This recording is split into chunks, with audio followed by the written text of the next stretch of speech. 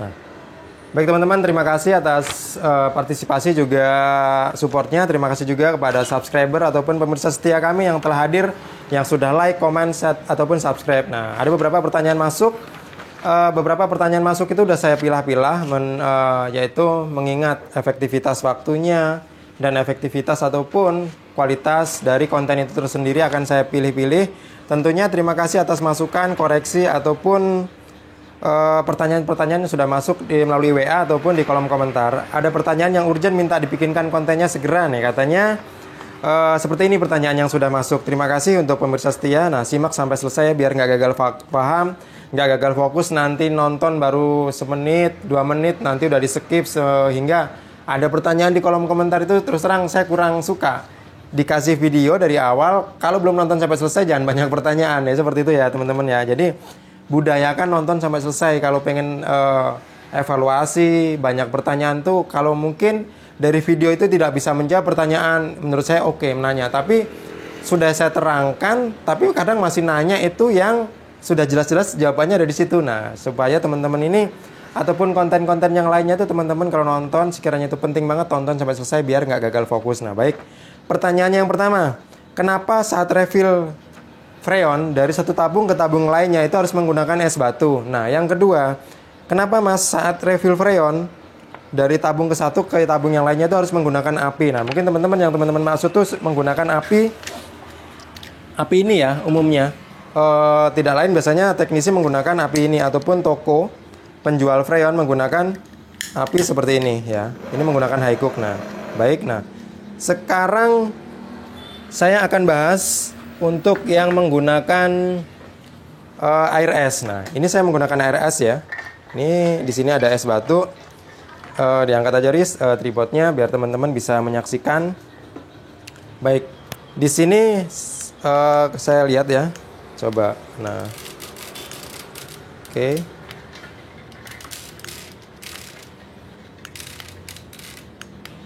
Ini tertera 12 derajat ya. Jadi dingin dari suhu tabung ini di ya. Sebentar. Nah, 13 derajat udah dapat. Nah, sementara suhu di tabung ini, oke. Suhunya di 31. Ini di bawah 16 yaitu bekerja di 13 14 ya. Ini tadi di 31. Artinya ada selisih temperatur dan pastinya harus selisih tekanan. Nah, seperti ini teman-teman. Kenapa harus menggunakan es batu? Nah, caranya gini.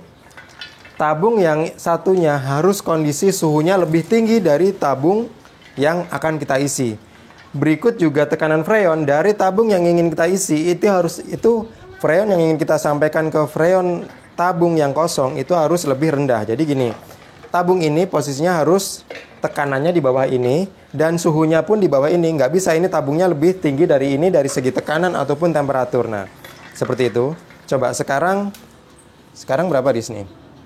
Di 6,5 ya, 6,5 kilo. Sekarang caranya gini, ya. Tabung atas saya udah buka, sekarang tabung bawah. Nah, ini masuk ya teman-teman ya. Nah, ini salah satu cara untuk merefill freon dari satu tabung yang ada isinya dan tabung yang kosong ataupun tekanannya kurang. Di sini tadi ada di 6,5 dan sekarang berangsur-angsur menuju di 6,6, 6,7. Nah, baik.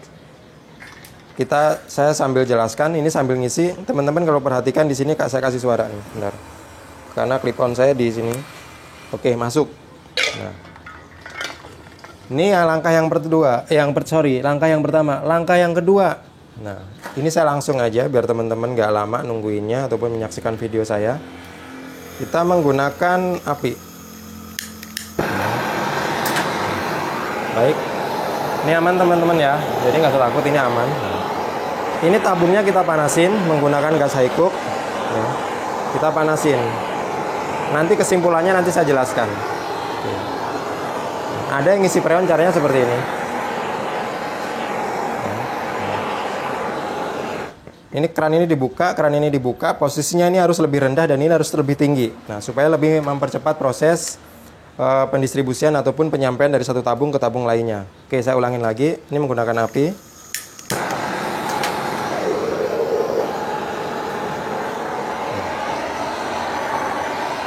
Aman teman-teman, jadi ini nggak bakal meledak ya. Yang penting jangan temperatur lebih dari 70 derajat.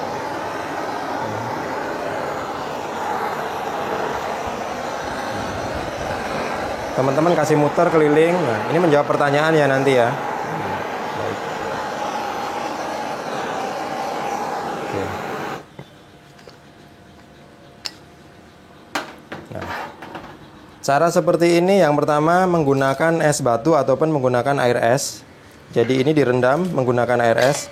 Ini agak lama karena di sini freonnya ini saya bukan full ya, ini tinggal setengah. Jadi untuk mentransfer dari tabung ini ke tabung yang satunya yang akan saya isi itu sedikit lama karena ini tekanannya sudah berkurang. Ini sudah saya pakai freonnya.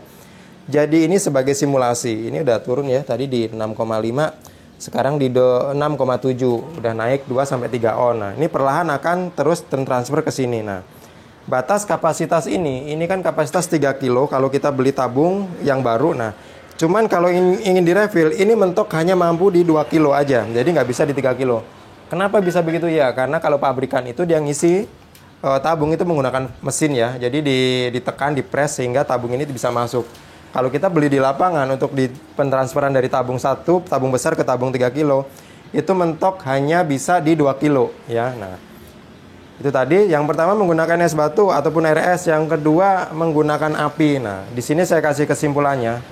Jadi gini teman-teman, ataupun pemirsa, sifat freon itu berpindah dari satu ruang padat atau satu ruang penuh dengan tekanan tinggi akan berpindah ke satu ruangan dengan tekanan ruang rendah ataupun tekanannya yang rendah di sini ya. Jadi seperti kita mentransferkan, nggak mungkin bisa kita mengirim barang ataupun mengirimkan udara dari udara yang tabungnya sedikit isinya ditransfer ke yang lebih besar, itu nggak akan mampu. Jadi ya itu ya kesimpulannya, freon akan berpindah dari satu tempat tabung yang ruang padat ke ruang yang kosong, lebih ringan. Nah, terus yang kedua, sifat freon saat pendistribusian ataupun pengisian refill, sifat freon itu berpindah dari temperatur tinggi ke temperatur rendah ya teman-teman. Jadi itu alasannya.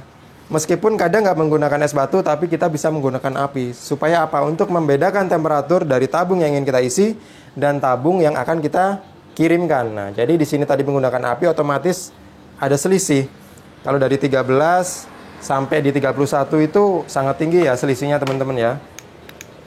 Oke, di sini 31, tadi saya bakar sampai di 37 derajat, 38.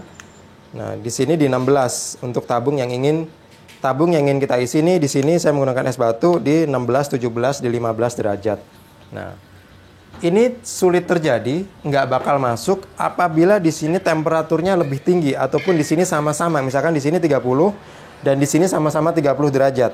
Ataupun di sini 27 derajat, di sini 27 derajat. Itu tidak akan mampu dan sangat sulit, bahkan gagal untuk bisa dikirimkan. Nah, makanya ini yang bisa saya sampaikan, teman-teman, kenapa nanya kok pakai es batu ataupun menggunakan api. Jadi seperti ini, teman-teman ya. Jadi freon sekali lagi saya ulangin, berpindah dari temperatur yang tinggi ke temperatur yang rendah. Dari ruang padat yang tinggi, tekanan tinggi, langsung berpindah ke ruangan yang lebih rendah. Untuk ruang